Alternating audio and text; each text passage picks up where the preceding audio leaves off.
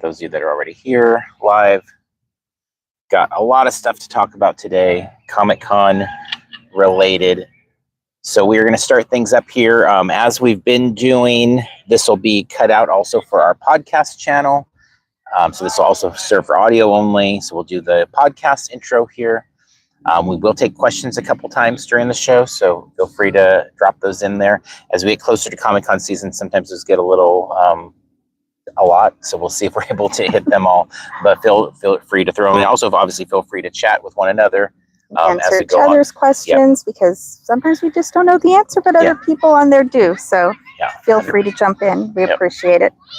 And so we know most people will watch this either in replay or podcast mode, so we kind of go in that. But we do thank those of you that are here in the live. That is always fun to hear your questions and be able to have that conversation and all of that. So with that said, we are going to kick it off with our intro here. Welcome to Parks and Cons, the companion podcast and live show to the parksandcons.com website and YouTube channel, where we discuss cons, theme parks, collecting, and other fun stuff. It's July 10th, 2025.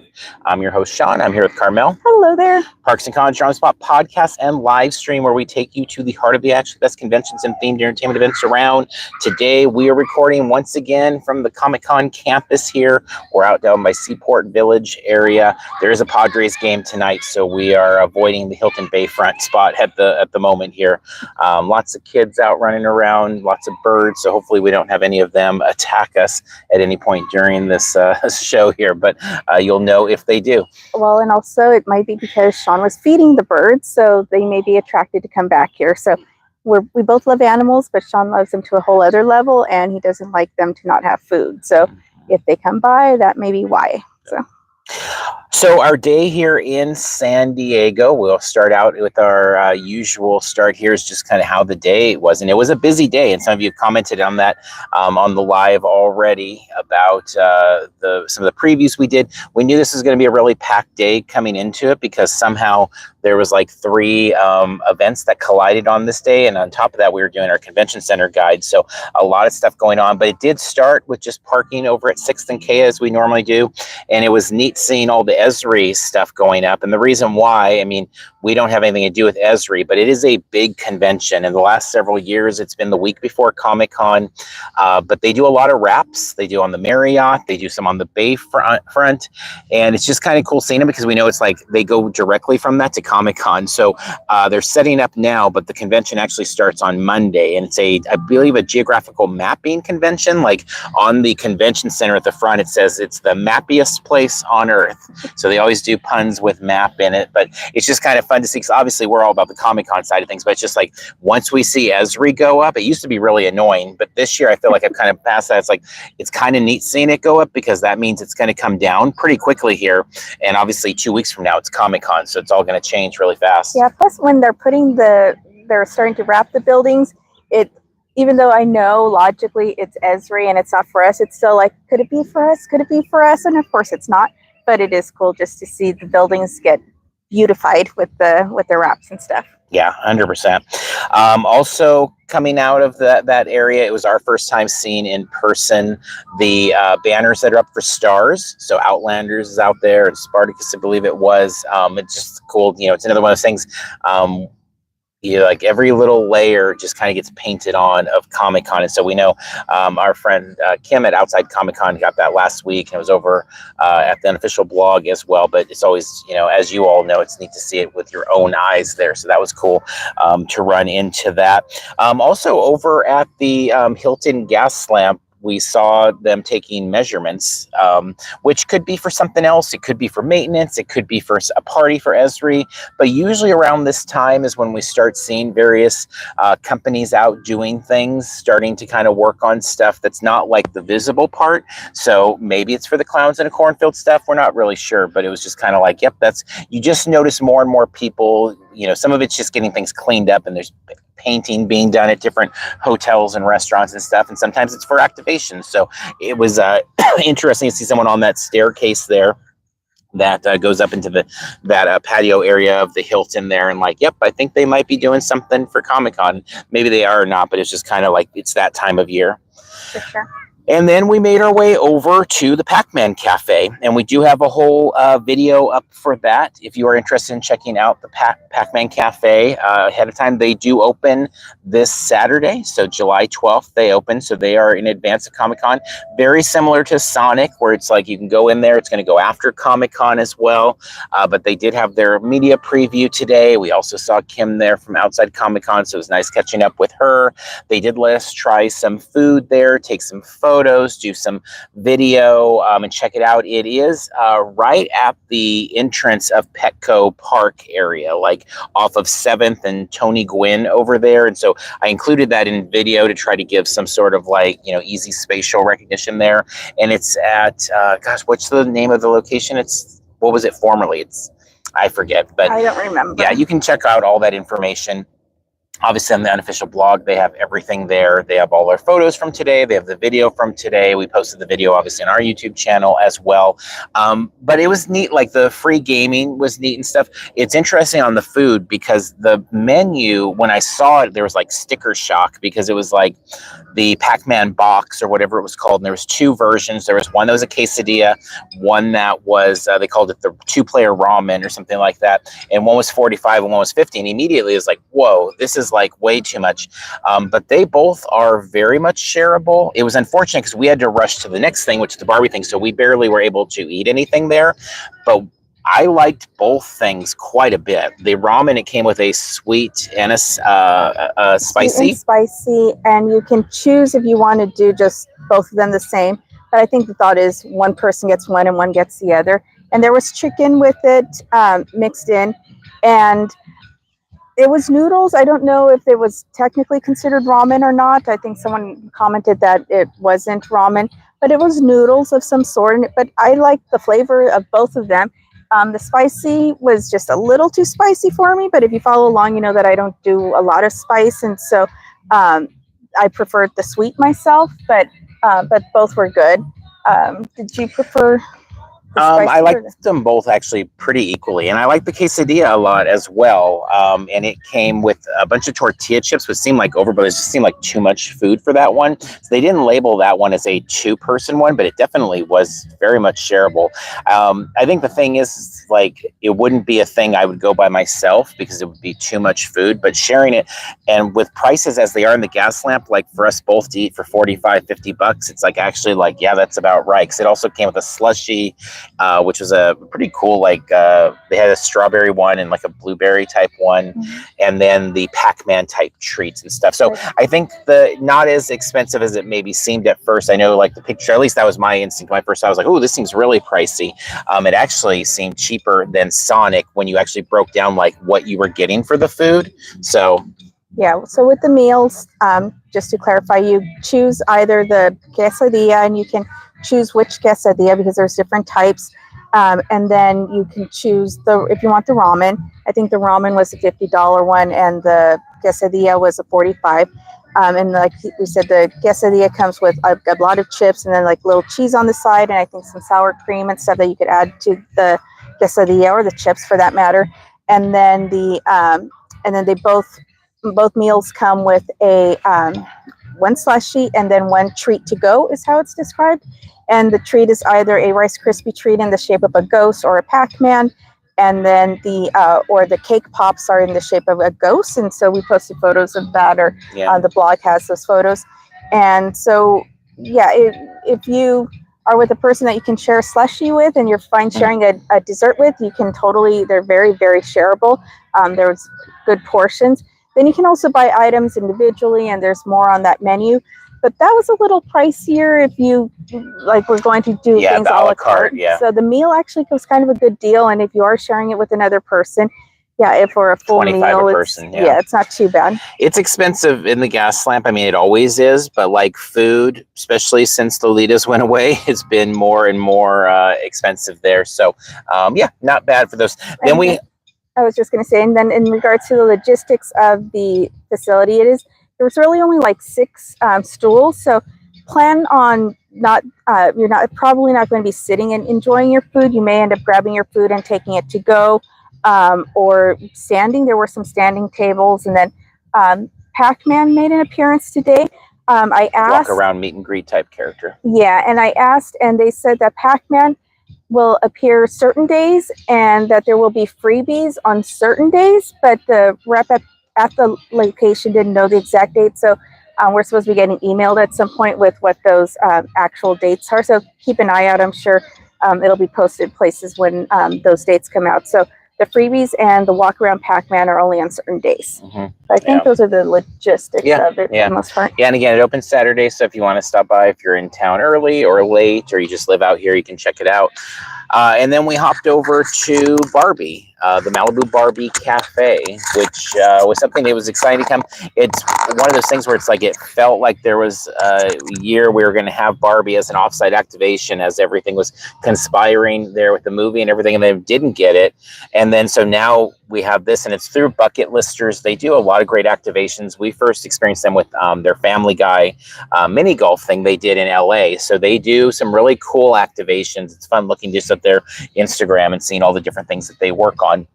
But anyway, they had invited us out to check out the Malibu Barbie Cafe. And so what it was in the afternoon was a time to visit, take photos, video. We did a YouTube live of that, so you can check all that out. And we sent photos over again to the U-blog, so you can check out, you know, more detailed shots there of like the food display.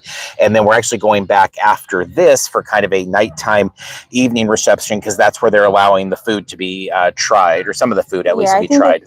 They described it as a cocktail party, but I guess right before our event, there's going to be a family preview that Kim from Outside Comic-Con will be attending with, I think, one of her daughters.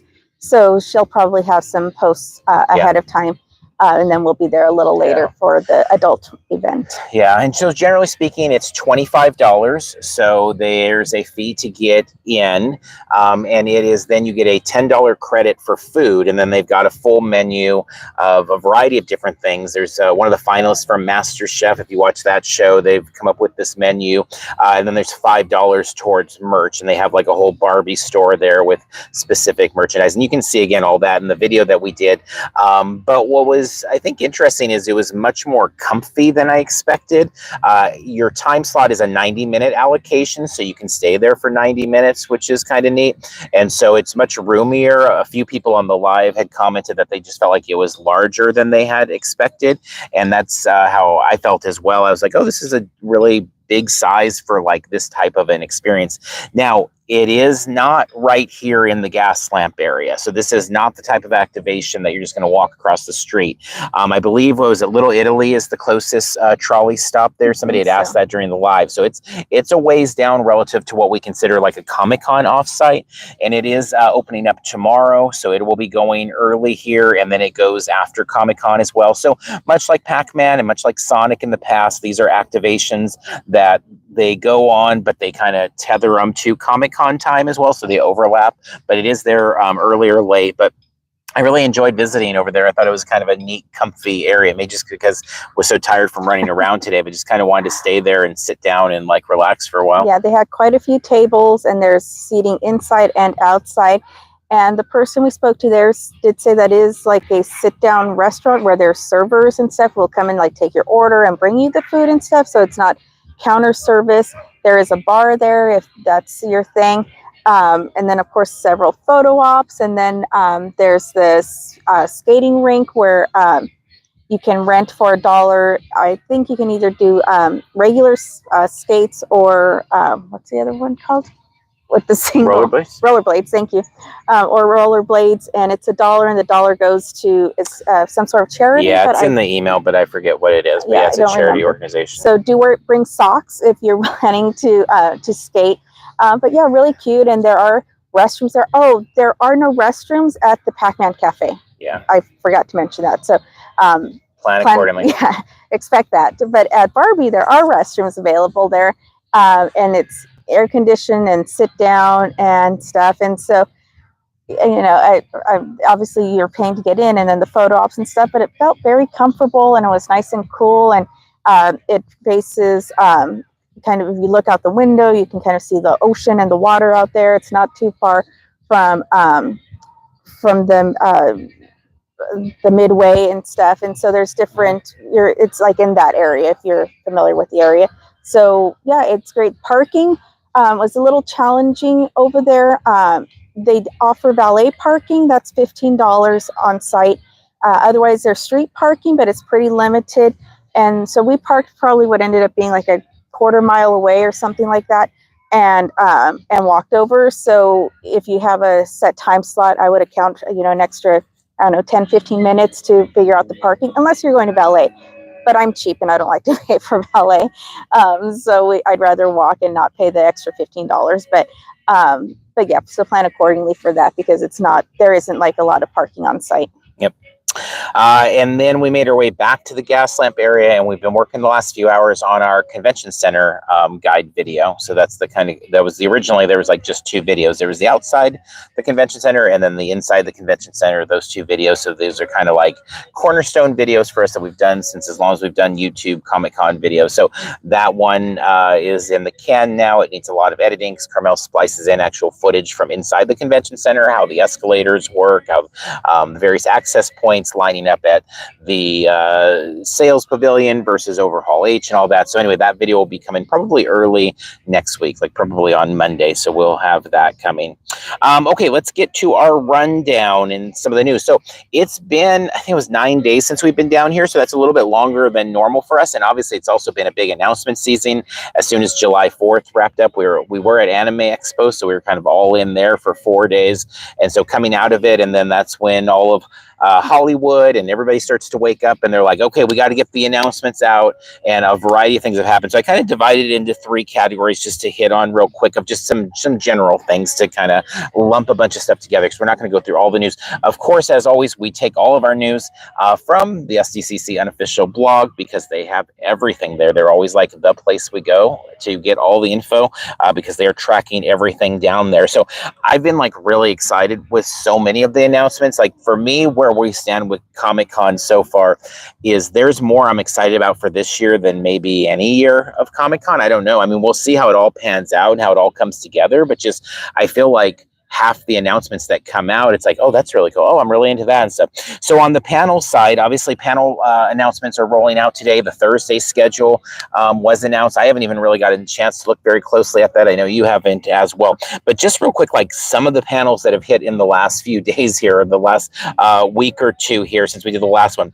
The Long Walk, King of the Hill, Project Hail Mary, Alien Earth, Peacemaker, Toxic Avenger, Bob's Burgers, Neon, Ghosts, Paradise, Star Trek, Epic Universe. I mean, that's just like a tiny piece too of all of them. It's just ones that's just for me a list of panels I would like to go to personally. And there's no way we'll go to all those panels, but I was like, that's a lot of panels. And as we've discussed many times on various things that you and I put out over the years, I'm not as much a panel person. I like going to panels, but I'm much more of a floor person. You're more of a panel person.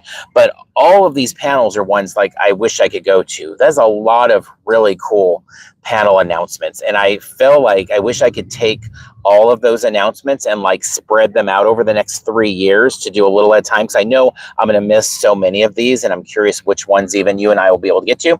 But we're just basically at this point, all we know about panels are people that announced early before Comic-Con even wants them to, and Thursday. That's all we have. We still don't know any of the things that are, behind the, the embargoes and stuff for Friday, Saturday, Sunday. So as we record this on Thursday night, I am like quite excited about all the things going on in the panel rooms. Yeah, I'm kind of in awe of all the announcements that have already been made. And there's just so many things that are of interest, whether it's the offsites or the panels, or it's like all of it. It feels like more. I think I was bracing myself for an awkward year, because they've been awkward since the closure. And there's just like a lot more than I would have, more than I was even like dared to hope for, because I would, of course, love them more, and I love things, pre-pandemic and all those things. But I've learned to like temper my expectations a lot, and there's been a lot. So I'm like very kind of excited and like a little bit overwhelmed, just because it is just always a little overwhelming to me. But it's good at overwhelming. It's very good. It's remarkable with the state of Hollywood as it is. I mean, Hollywood is just such a mess right now. Like, it's such a mess between, handling streaming and who's going to the theater and who's not going to theater, and who's waiting for stuff to come to streaming, and who's using other people's accounts to watch streaming. And we were at dinner with a friend last night, and they were like, they don't follow any Comic-Con stuff, but they were like, yeah, so like Paramount's just out on Comic-Con, right? I'm like, no, Paramount's like really in, like they've got panels, obviously the lodge, the badges, things like that. It's like, no, Paramount. Now, I don't know that Paramount will be in next year as new ownership takes over and lots of changes come down, but things are really messy with Paramount. Like if you look at what's going on with the South Park guys and the acquisition and the recent settlement with Trump and all, like there's so much chaos swirling around Paramount, but somehow they're here at Comic-Con doing a big activation, and then they're doing like a smaller activation thing. And like, so it's really exciting and cool. And of course, we've talked about it for several years now. Disney is like bringing all sorts of stuff. Like they continue to really support really well. So it's exciting that there's that much. It's much more than I expected. I was very pessimistic about the amount of Hollywood stuff. And I knew we would still have a great time. We had a great time during the strikes. We'd be fine. We go to shows that are like, the size of a classroom that are just comic bins. Like we personally don't need all the Hollywood stuff, but I like it. I mean, it's a big part of Comic-Con, and it's not something we've ever shied away from. We love it all, but it's just like, I knew I'd be good either way. But I've been very impressed with these panel announcements. And obviously that extends then to activations as well, which we'll get to here in a second. Did want to say we get a lot of people that reach out about different projects they're working on or panels they have or things like that. But this one really kind of caught our attention. It was Danielle Weinberg had emailed us about a film that she has in the Comic-Con International Film Festival. And so I was really shocked myself because Jeffrey Combs, who if you are a horror fan, from Reanimator, a lot of things actually. I mean, there's a lot of things to know Jeffrey Combs for, but for me, it's like DS9 for Star Trek and Reanimator. We actually had him sign a Reanimator poster like a few months ago or whatever, but he's part of this short film.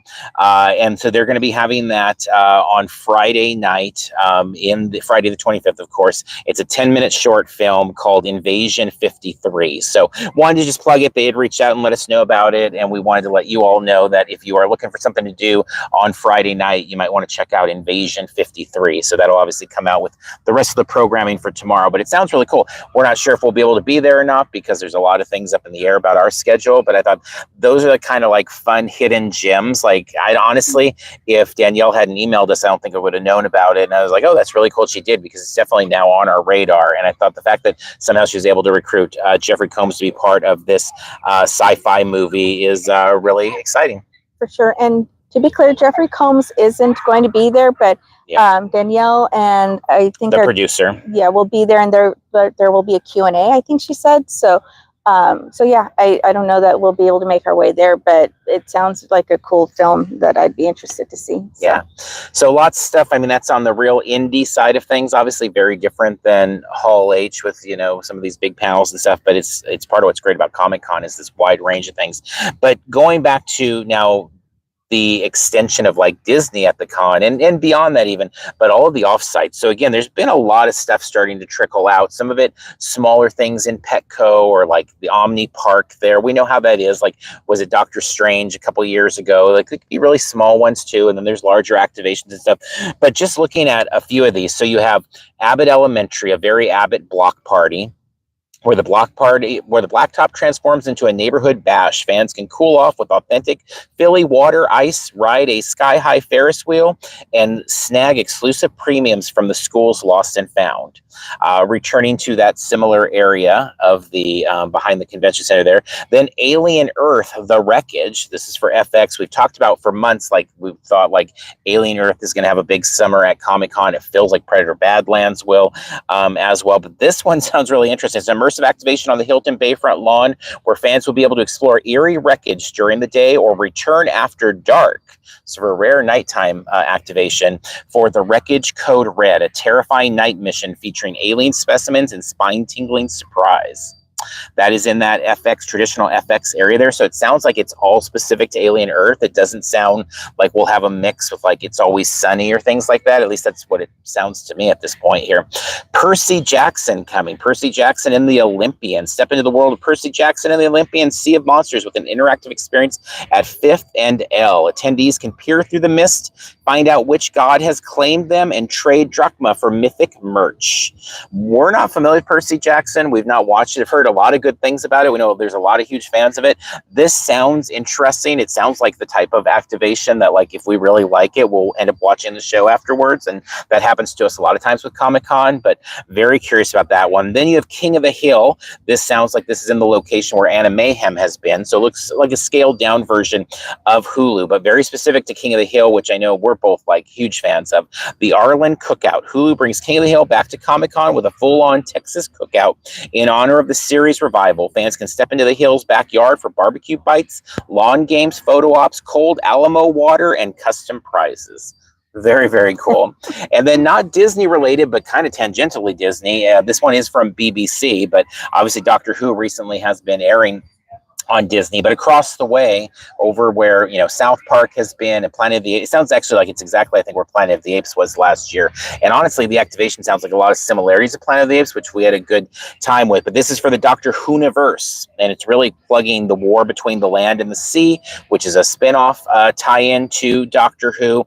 But this one offers a rare opportunity to step inside Unit's top secret black archive. Equipped with a level 1 Unit clearance badge, fans will gain access to a vault of alien relics and timey-wimey tech pulled from 6 decades of Doctor Who, as well as Easter eggs for the new show. And then they, in their last hour, so they go till 8, and from 6 to 8, they have a kind of nighttime version. So I'm curious how that's going to work in terms of like people lining up. Is it going to be like people lining up hours before to do the 6 to 8 version? But the 6 to 8 version, let's see, each evening from 6 to 8, the experience transforms into a live mission where fans are recruited into Unit to help the Doctor uncover hidden secrets across space and time.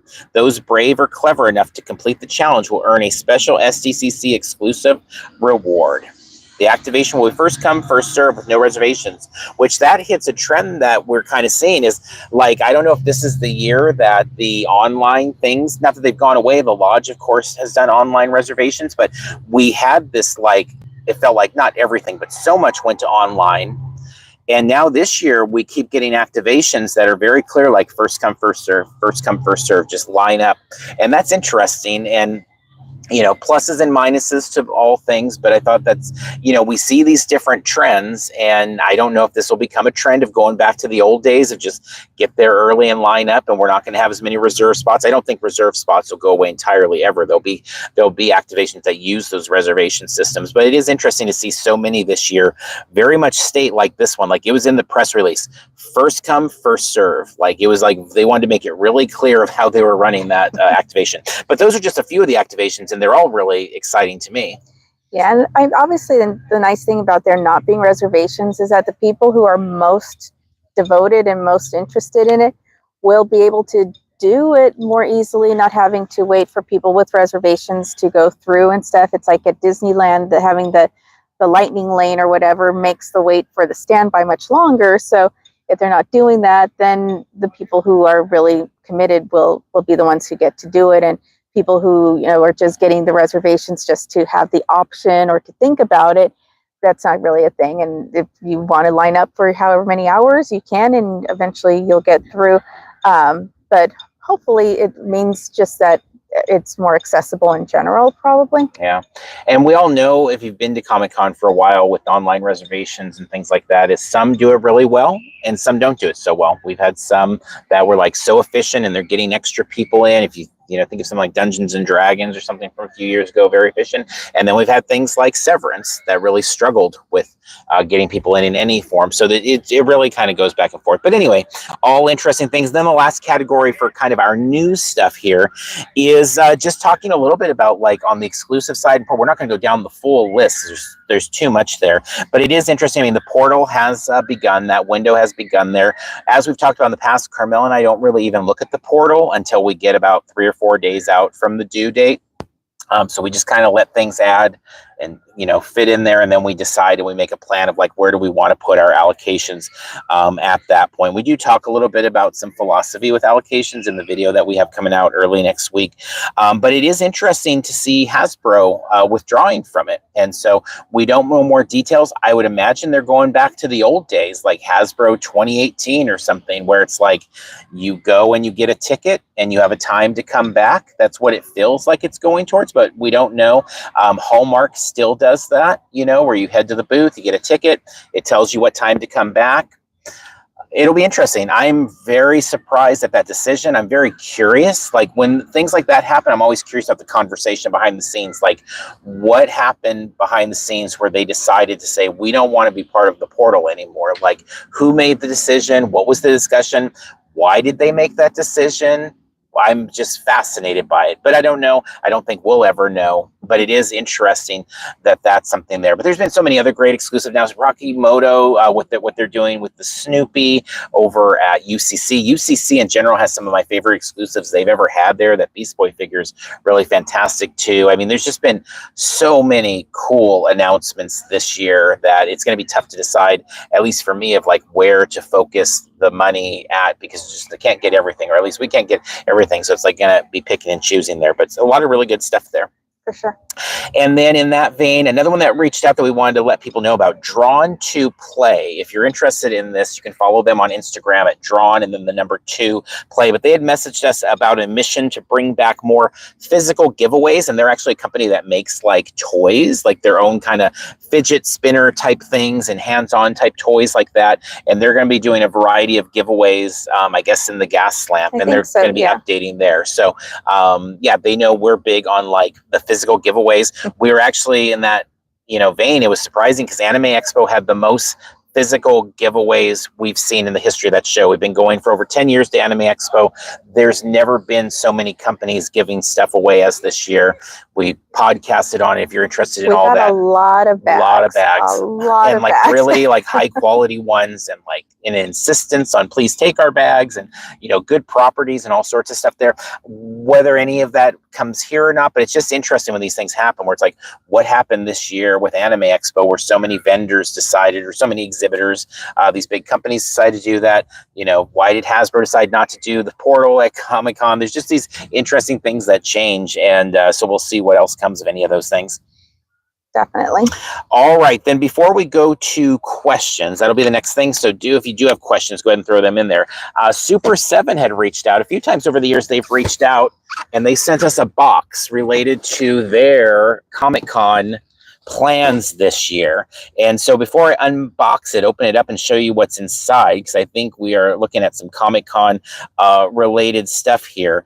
They did, I was looking myself because I was like, what are they doing? I knew they were doing their Godzilla stuff. They've got a booth on the floor, but in terms of their actual pop-up, the focus is all on Godzilla -1. They're going all in on it with their pop-up there. It's going to be running Wednesday through Sunday. They're bringing the epic train attack moment from the film, a recreation of that. Godzilla with that train entry, destroyed set pieces, actual movie props, signings. They're doing a lot of fun stuff there. I am very much a Godzilla fan. I have multiple Godzilla shirts, one of them which I'm wearing. Podcast listeners won't know that, but I do love Godzilla stuff. So that definitely sounds like an activation that we'll want to try to hit. Super7 is a little bit further out there now, towards Now or Never. We always try to get out there during Comic-Con, though. The same with Now or Never is whatever. But to rip into this, see what we have here.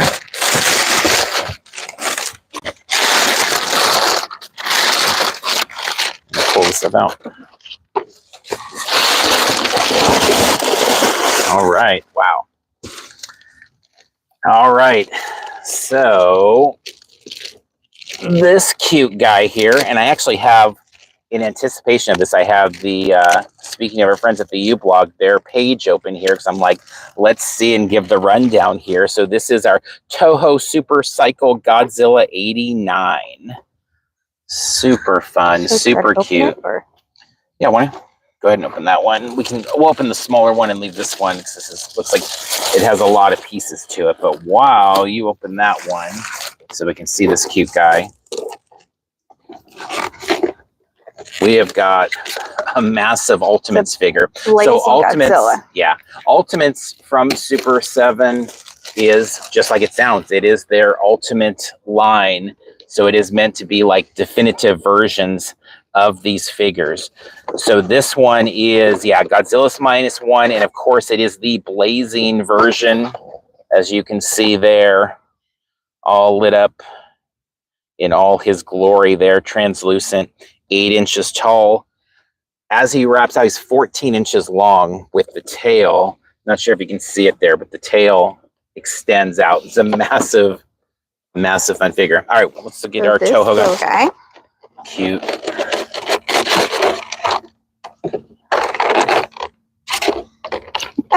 That is super cute. He's cute looking. Let's see.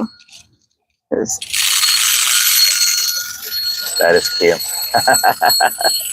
Very fun. So for the podcast listeners, it's a little Godzilla guy who is on a tricycle, and if I spin this thing, it rings like a bell. You can hear it, I assume. Super cute. And it turns the wheels, and he's smiling, and he's very adorable. Super Cycle Godzilla. Awesome. And these are part of their exclusives there. Their shirts look really cool as well. They're smaller figures. Actually, ironically, when they had reached out to us, it was the day we were at the Comic-Con Museum, if you watch that video, and we bought one of the blind box Super 7 Godzilla figures there. So we had just bought a Super 7 Godzilla figure when they reached out and said, can we send you some stuff about Comic-Con? And we said, sure. And they didn't even ask for us to like do a video on it. It was just, they were awesome and sent it out to us. But we obviously wanted to share it here. And we figured that you all might be interested in it. So we waited. Yeah. So with that, then let's go ahead. I'll take that and put it away. If you want to start looking at if we have any questions there, I know we've seen a lot of comments, a lot of conversation, which is great, but we'll go for those in the live there. Any questions? Let me find, let's see. There, Noel Gonzalez said, do you think DCU slate James Gunn come forward at SDCC? So I think the question is, do we think James Gunn will be at SDCC? Is that yes. I mean, I believe he accidentally posted on Threads today that he'd be there and then took down the post. So I don't really have any doubt. I mean, it's weird because I would think 100% he'd be there because Peacemaker is like his baby, and it would be weird for him not to be there when they're doing a Peacemaker panel. I still wonder if there's more to that panel. Like, I still feel like, does it end and they walk off the stage after doing a bunch of fun, over-the-top, silly stuff, and then like, oh, wait, yeah, we've got this thing coming out next year called Supergirl. Like, it seems really weird to be there and not touch Supergirl. So if we go through this weekend and Supergirl does not show up in any form of promotion at this show, I will be very surprised. That said, I don't know anything. I do think, and the U-blog had Jermaine Lucier on there talking, and he talked about DC, the theory that DC doesn't want to like appear like Marvel, and they don't want to be seen as copying Marvel, and especially as Marvel's had a little bit of issues here and there with some of the audience showing up to things and stuff. It makes sense. So I don't think there's any like James Gunn 5-year plan type panel, although I love that, but we'll see. But I do think we'll see James Gunn there, and we'll see a little bit more of DC than just Peacemaker, but we'll see. Yeah, hopefully. Let's see, Marceline's Fan Zone said it was City Tacos, so I think that's... thank you. City Tacos. That's where, that is where Pac-Man Cafe is. Yes, thank you so much. Let's see. Lots of positive comments. Thank you for all those. Let's see.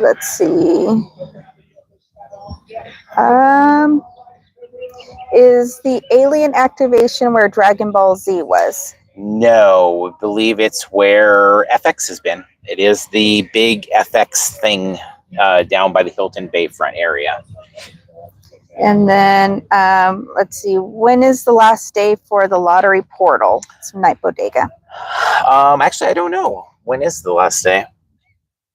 I don't remember. Yeah, I'm not sure. I'm sure some of you in the chat know, so if you could pipe in with that answer, I'm sure it's not too difficult to find. I just, I'm not sure offhand. I don't remember. Yeah. Oh, wait, Jazzy P said the lottery portal is the 17th. It's funny. That was a guess I had, but yeah, 17th. There we go. Thank you, Jesse. Let's see. Shutter. Oh yeah, good point. Shutter. The activation for Clown in a Cornfield is doing reservations. Yeah. And I think that starts Monday. Yep. The reservations. There you go. Let's see. There are many more Disney and Disney Plus panel at SDCC. There are, yeah. There's a bunch of them coming out. I mean, they announced I think 13, if I recall. I know they're up on the blog. Everything they have announced. Let's see. Where is the Godzilla activation? Was Marceline's question. So Super7, you can Google the store itself. It's actually at the store at Super7. So Super7 is open year round. It is walking distance from the convention center, but it is a longer walk. It's closer than going to like the Malibu Barbie Cafe, but it's definitely further than some things. But we've walked many times to Now or Never, and it's past it, and Super7 as well. But Super7 is one of those spots like Now or Never where it's like a little slice of Comic-Con all year round that it's there. But every year during Comic-Con, you go all out. When they did with their G.I. Joe one a few years ago was so cool. What was last year? Dungeons and Dragons, I think. It's just they pick one of their licenses Properties. And really like lean into it. And this year it's Godzilla -1 specifically. Yeah, and that was a good movie, by the way. Really if you good movie. haven't Incredible. seen it. Smooth Jazz Families. Does it look like they might do a Flynn's Arcade around town? We haven't seen anything on that. We haven't heard anything on that. There are some really cool activations we've sniffed around that are not announced yet that we know, but haven't heard anything on a Flynn's Arcade. And that would be incredible. And that would be, that would be awesome. But no, haven't seen anything. The only thing we've seen related to Tron is obviously they have announced they're coming to Hall H, which is great. And then the banners, but nothing much else that we've come across related to Tron outside of that. And then was there any info on how late the nighttime Alien Earth offsite is open? You know what? I don't remember seeing an end time to that. That's a good question. And similar to the Doctor Who one, it'll be interesting to see how they do that. You know, like we see it at Disneyland with Mission Breakout, the Guardians of the Galaxy ride, where they have the night version and they have to like stagger and in between of like who's doing the day and who's doing the night version. But that's for a theme park ride that's going, with all this different staffing and support structure. I feel like both Doctor Who and Alien Earth are going to probably just have like a queue over here. And it's like, if you want to do the nighttime version and you want to line up at noon, you can, or you can wait till 7 p.m. or whatever. But I'm not sure that their end time will be. It's very exciting to me that we have a couple nighttime ones, because for a very long time, we've always been like, man, we wish there was more nighttime activations, because obviously when they're going on during the show, you have to make choices between panels and, the floor and all of that. And of course, if you don't have a badge, it's awesome on that day to just be like, I'm going to do activations. But if you have a badge and you're doing like a 4-day with preview night, you're always giving up floor time when you do an activation. So to have a couple go a little after the show is kind of exciting. Very, very, very much so. And Josh pointed out that he hasn't seen any hours yet for the alien activation, so he agrees with that. And then several of you jumped in and confirmed the 17th. Thank you. And Jazzy P pointed 17th at 11:59 p.m. and I assume that's Pacific time. So that seems to be the consensus. So 17th is the last day to get your portal tickets distributed, or however you want to describe that. Let's see. Will you be doing the chocolate bar reviews this year? And if so, when? Thanks. That's with Jazzy Family. We are not sure yet. And if we are, it would be next week. But we're not sure yet. We don't have any confirmation on it. That always is something that the convention center sets up actually with Carrie and the blog. And so we've been able a couple times now to be the ones to pick them up and do video and photos and stuff like that for them. But we will await and we will see. And we'll definitely let you all know if we do. Yeah, definitely. And then the Star Twins, what advice would you give people about lining up for an activation? How early have you seen people line up? We've seen people line up very early. We've seen people line up the day before for activations. We had a friend wait, 12 hours for Game of Thrones one year, a very long time ago. So we've seen extreme stuff there. But you probably want to just follow on social and see what people are saying, because that's always my recommendation. I mean, we just talked about that a little bit in the video we did and in the outside one. You know, as the con goes on and people find out more, what always happens is some of the spots become more popular because people hear better things about them, and some become less popular because people hear worse things about them. And so usually the lines go along with them. Some get to be a little bit shorter, not that anything's short, and some get to be longer because everybody's like, oh my God, you got to do Blade Runner. You have to do Blade Runner. I think back to that Blade Runner one many years ago, because we were in that group of like, it just kept sounding better and better. And then it was like, I think it was Sunday that we ended up actually doing it or whatever. But people will wait a very long time for Offsite activations. And so it really just depends how much value they have for you, you know, is how much that thing, if there's one, I mean, it's really how everything is with Comic-Con. If there's that one thing that, you know, in the video recorded today, it's like, if you have to see the CBS Ghost panel, you know, then it's just, that's going to be your whole day, maybe, is you're going to get there super early and all of that. And so the same thing with the activation, but they do get very busy. They do get very, very busy. And then Becca, any whispers of a Tron No, we already Offsite? did that one. Yeah, no. Well, it didn't. That was specific to Flynn's Arcade. So, then Quadex, is anyone in line for Hall H yet? No, not yet. Esri is here, and there's going to be, I think they use that for some dining area. So no signs of tents yet. Real JPM, Apple TV did a pop-up last minute last year. Do you think they will do another? You know, Apple is kind of like Netflix, where it's always like interesting to me of like why they don't do more. And obviously they have at different points in time.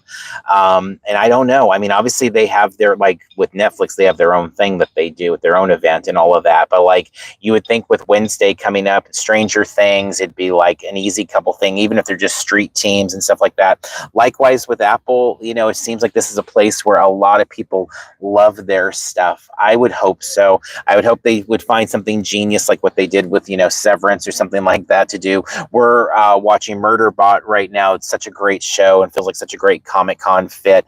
But I don't know. We don't have any info on it. Haven't heard anything on those. Then Quadex, can we get in line for Funko for stuff we really shouldn't get? Because I already did the baby beanies thing. Yeah. So Funko's in the lottery. In the portal, yeah. So if that was an actual question about lining up, yeah, you don't can't line up. But they do sometimes open it up in the later part of the day if you don't get in the lottery, but then you're left with whatever they have available. Have they announced the flavors of the for the chocolate bars? Not yet, I don't believe. No. Let's see. Come back. Sure. Okay, so we'll come back to any other questions there in the next time around there. So, okay, as we proceed here, and again, thanks for, there's like a lot in the chat there. So thank you all for their tuning in here and hanging out with us. Real quick on previewing of things coming up. So we do have, as I said, the video coming up early next week. The Guide to the Floor, that video just came out. We recorded that yesterday and got that up as quick as we could. So we talk about all things floor related. As I said, the next one's the convention center. Next week, the plan is to be down here 3 different days as we lead up to like when we take hopefully permanent residents down here for 8 days of the Comic-Con time. So we'll do that second part of 5th Street, and that we have like kind of a part 1 we already put up on the YouTube channel, but we'll do a second part looking at restaurant offerings and things like that. We'll see what else we're able to do there in terms of like, we're kind of coming to the end of time here to do videos. So we've got a few weeks left here, but we're running low on time. So we'll see what else we can do. Also for the Parks and Cons crew, those of you that support on Patreon, we've seen several of you have signed up for the tour. We do the preview night, that morning tour to kind of look at activations and hang out with some of you that are supporters there. We do appreciate you very much.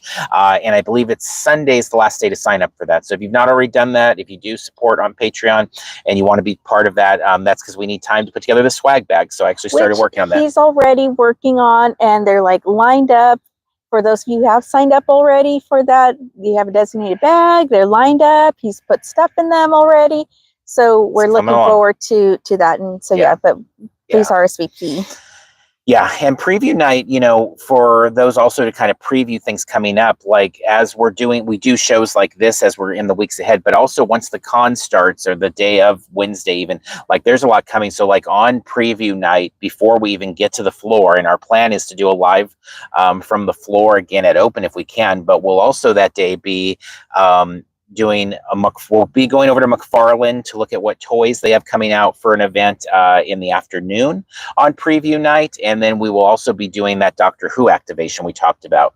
We'll be doing that in the day as well, and that's before we hit the floor. So we'll have a lot of stuff coming out on social, but as well as on YouTube there. We will have another swag bag coming up over for people that want to enter that contest over on Twitter/X. So keep an eye out for that one. The one from last week, Carmel's about to ship that one out, so that one's coming and I forget who the winner was of that one, but anyway, it's shipping out soon, and the next one will be going up, so we'll have that out soon. Okay, looking at a couple of our tips, we've had a segment throughout this season of kind of picking a few of our tips that we put up on social media there and highlighting them. So real quick here. Number one, if you're with a group, make sure to know the pace everyone is comfortable maintaining.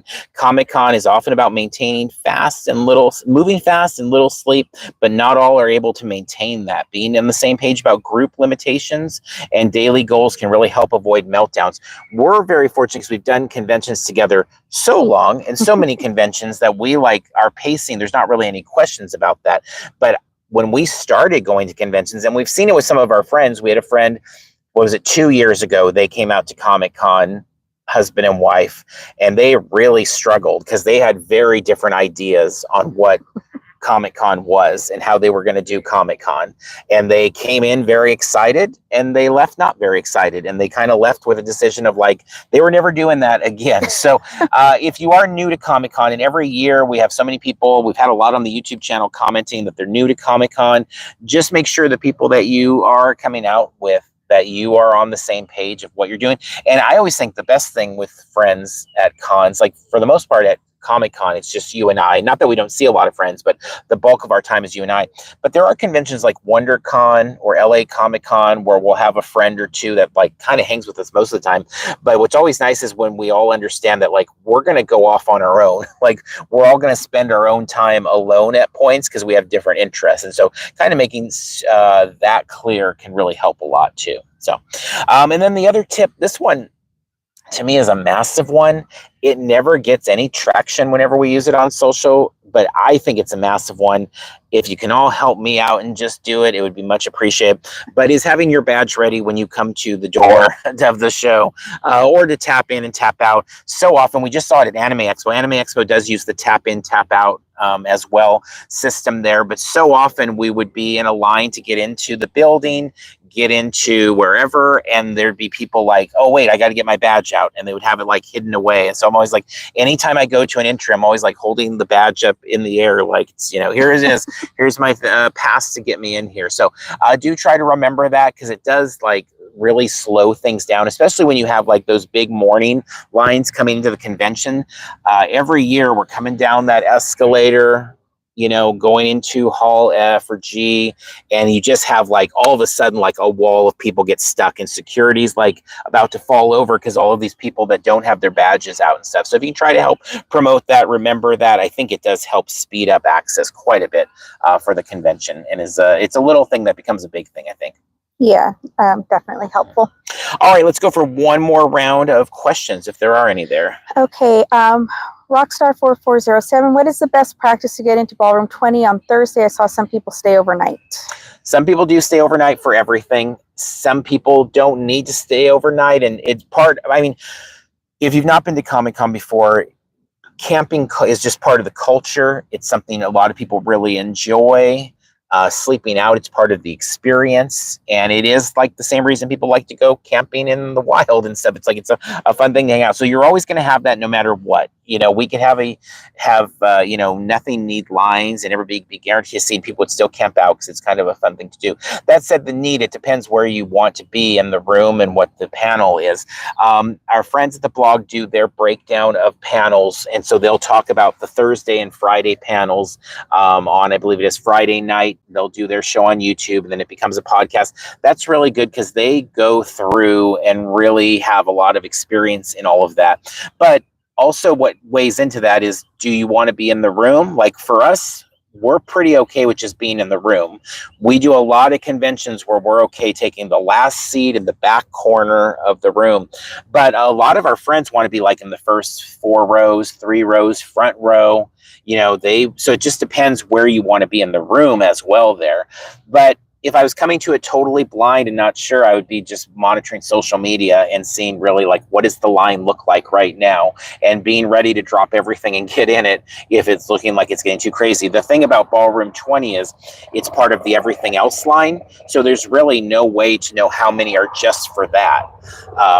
That line always looks enormous, but it's because it's everything else. It's Ballroom 20, it's 6A, it's Hallmark, it's Hasbro, it's Artist Alley. It's everything. So it's very misleading and tough to really measure that way. But if you're looking at a panel like later in the day, you can measure it by social, because there'll be people posting on X the second they're in the Ballroom 20 line, and they'll say, it's 100 deep. Their friends at the U-Blog are going to tweet that type of stuff immediately. It's like, it's 100 deep, it's 200 deep, it's 1,000 deep, whatever it might be. Yeah.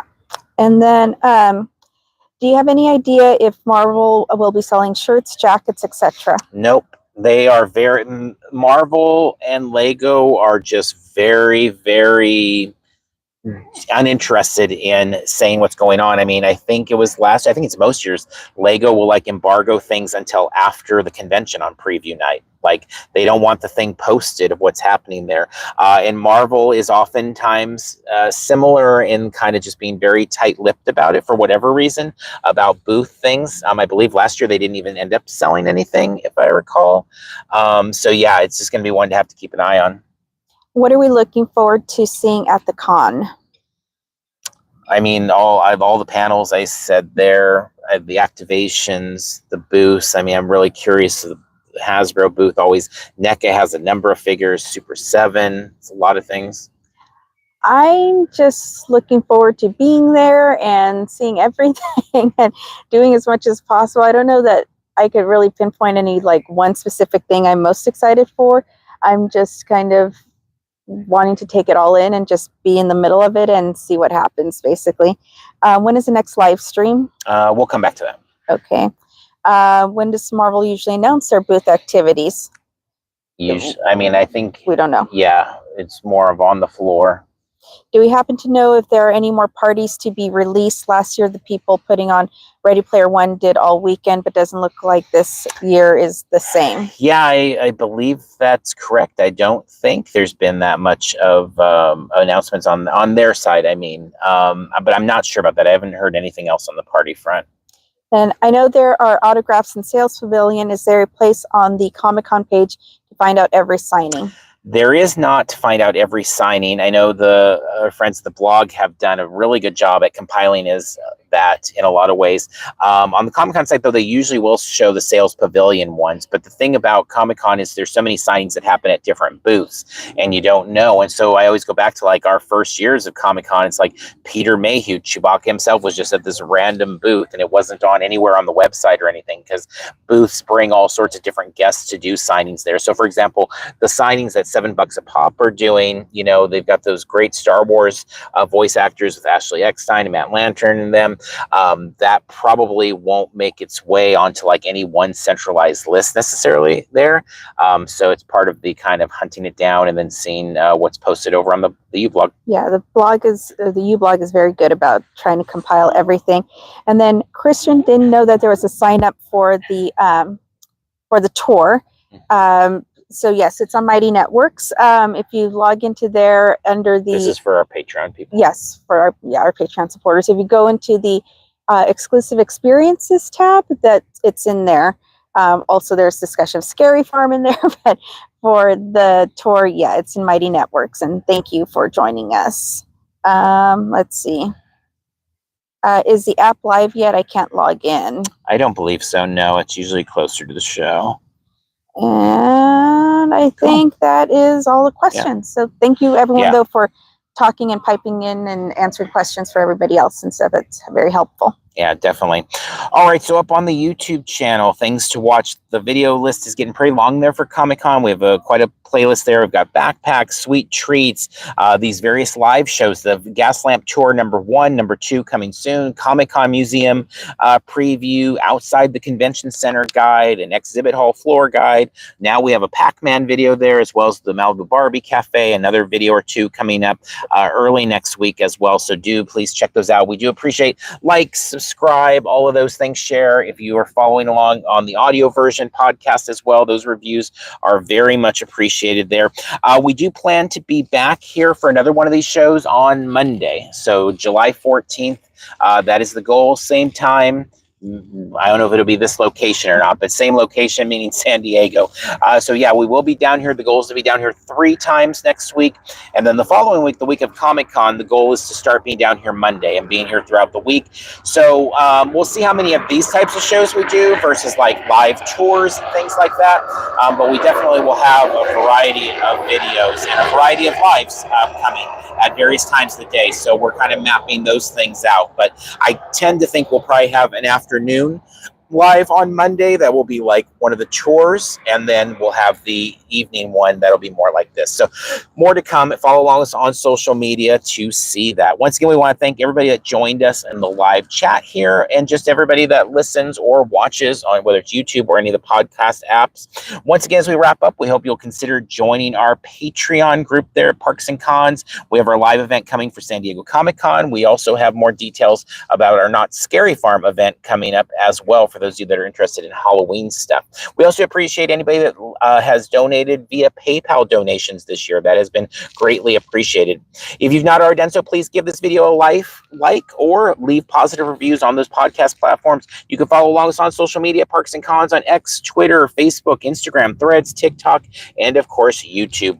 Wrapping up from the home of San Diego Comic-Con. Until next time, we will see you in line somewhere.